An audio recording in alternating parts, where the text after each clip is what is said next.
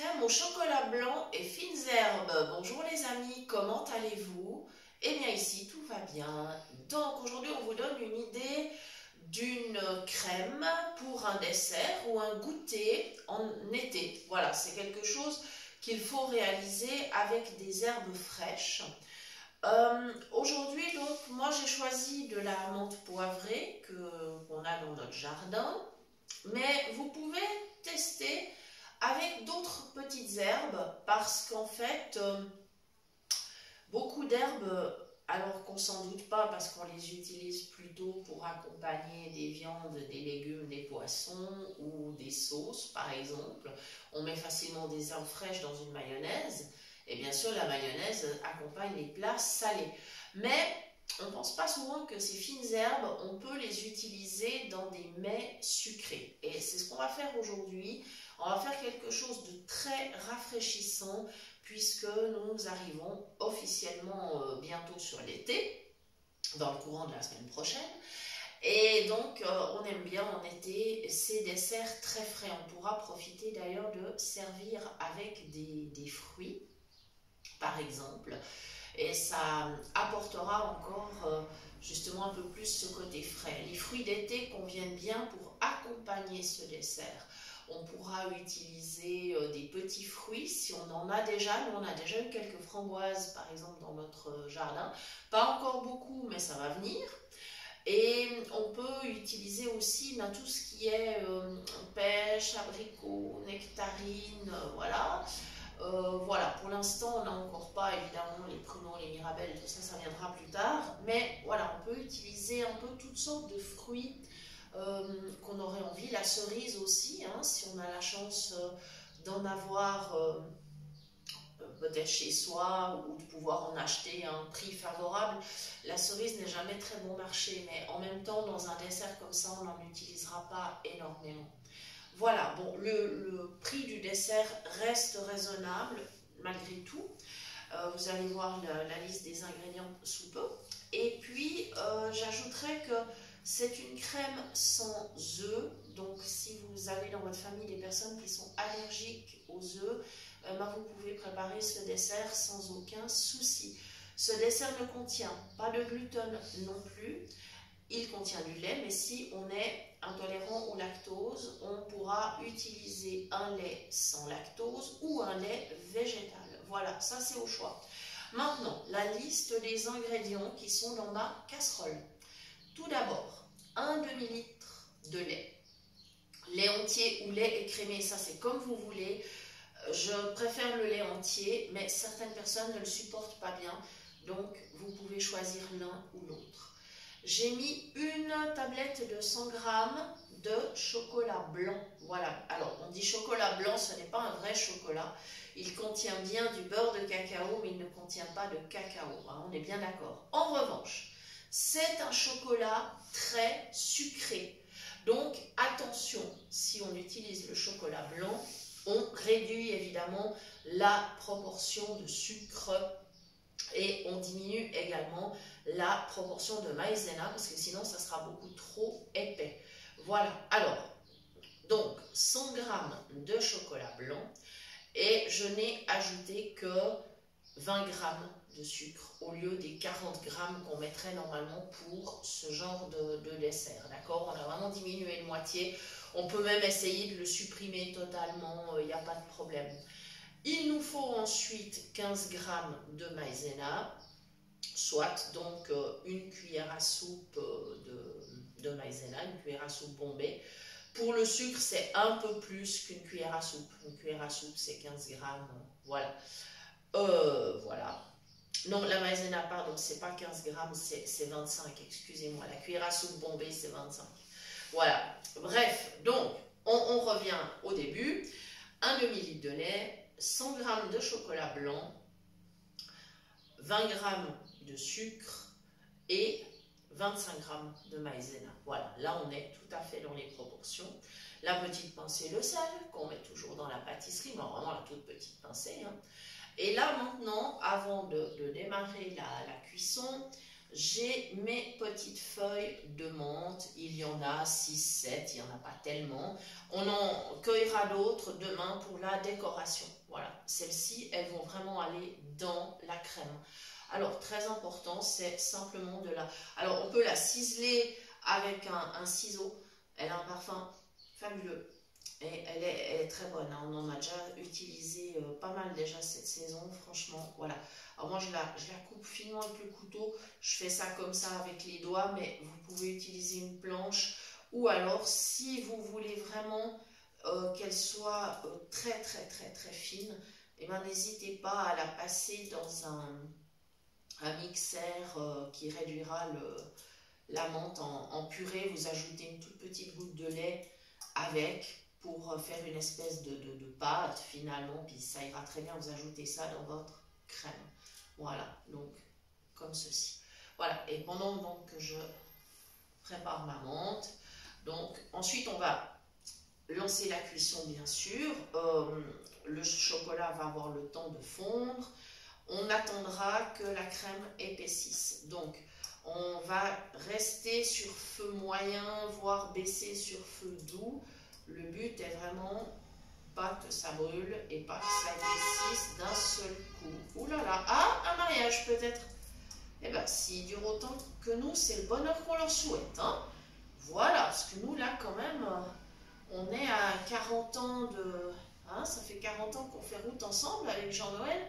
Et l'année prochaine, 40 ans de mariage. Donc, voilà, on leur souhaite également autant de belles années.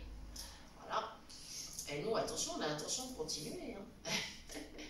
Voilà, donc je suis toujours en train de ciseler ma menthe. Je crois que je vais prendre plusieurs feuilles à la fois. Voilà. Alors, en refroidissant, évidemment, le chocolat reprendra sa consistance de chocolat. Donc, ne vous inquiétez pas, la crème prendra un petit peu d'épaisseur. La maïzena lui donnera aussi un petit peu de corps. Hein. C'est pour ça que je vous conseille de la laisser vraiment une journée au frigo.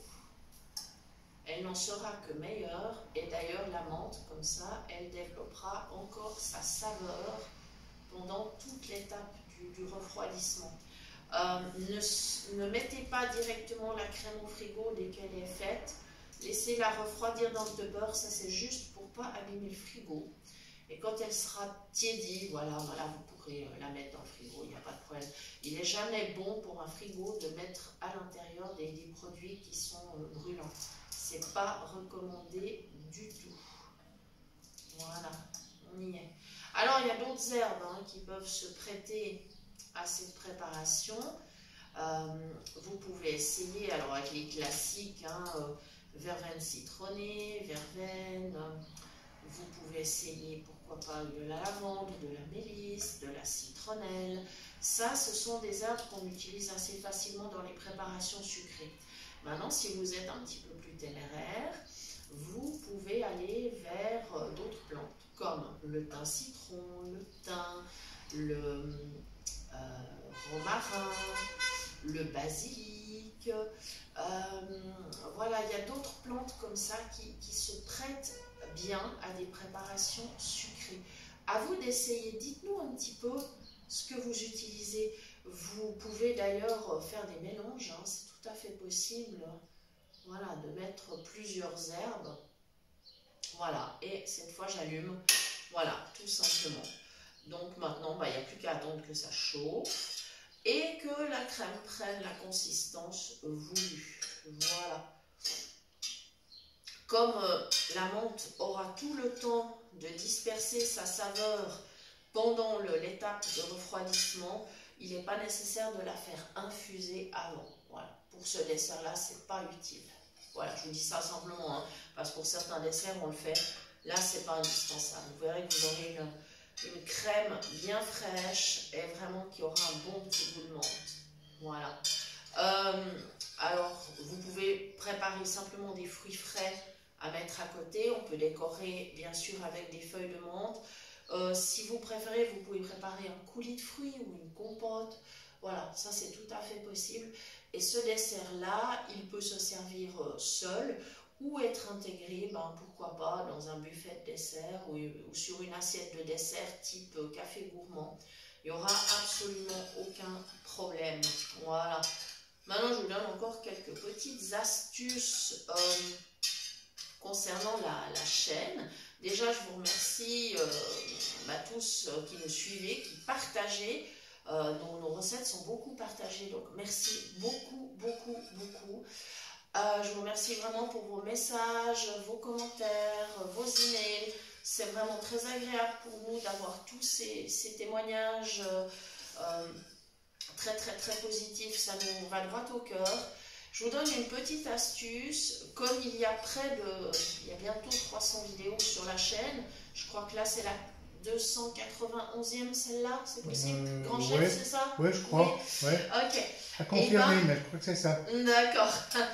Alors, ça devient compliqué effectivement de faire des recherches. Alors, s'il y a des recettes que vous aimez particulièrement, mettez-les dans les favoris ou sur vos playlists, ce qui vous permettra de les revoir sans problème. Maintenant, si vous découvrez la chaîne et que vous ne la connaissez pas encore et que vous souhaitez trouver une recette, c'est-à-dire par exemple vous ne savez pas si on a déjà fait des recettes avec des fines herbes ou de la menthe ou du basilic ou voilà, ou autre chose, ou du lait ou du chocolat ou voilà. Alors simplement faites la recherche de façon suivante. Vous donnez le nom de la chaîne, par exemple, ben voilà, cuisine pratique pour les non-voyants, chocolat. Et puis là vous aurez les recettes contenant du chocolat qui vont sortir en priorité. Si par exemple vous cherchez une recette avec du saumon, typiquement, parce qu'on a des recettes avec du poisson, mais on a vraiment des recettes avec des poissons spécifiques. Alors disons par exemple saumon, et bien pareil, cuisine pratique pour les non-voyants, saumon. Et à ce moment-là, vous aurez les recettes contenant du saumon. Voilà, donc n'hésitez pas à faire ce type de recherche, ça vous facilite beaucoup la vie. Et nous, quand on aura le temps, ben, on fera un listing. Mais là, pour l'instant, je vous dis très franchement, on est bien occupé, les choses prennent pas mal d'ampleur. On est très présent sur le groupe Phoenix Cuisine Pratique sur WhatsApp.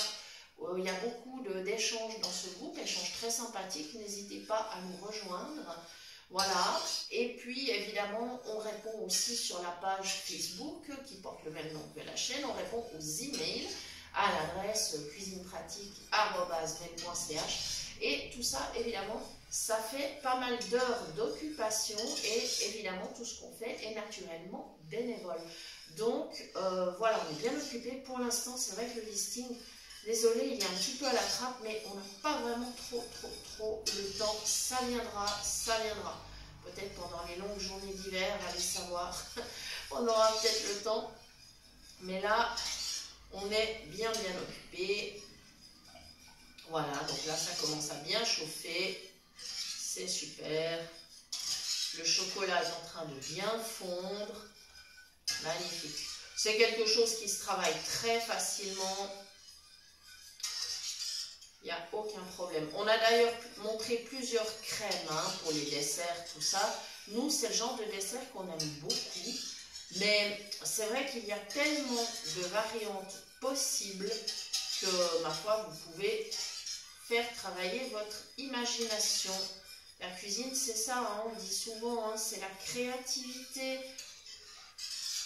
Donc, n'hésitez pas à nous mettre en commentaire avec quelles herbes vous avez cuisiné votre crème. Voilà. Ben, les amis, je crois qu'on a fait le tour là. Et il me reste à vous souhaiter un bon week-end, puisqu'on est sur le week-end. La vidéo sera publiée le dimanche, donc un bon dimanche. Beaucoup de plaisir à cuisiner et à passer du temps à table. Et puis, je vous donne rendez-vous très bientôt pour de nouvelles idées cuisine. Merci.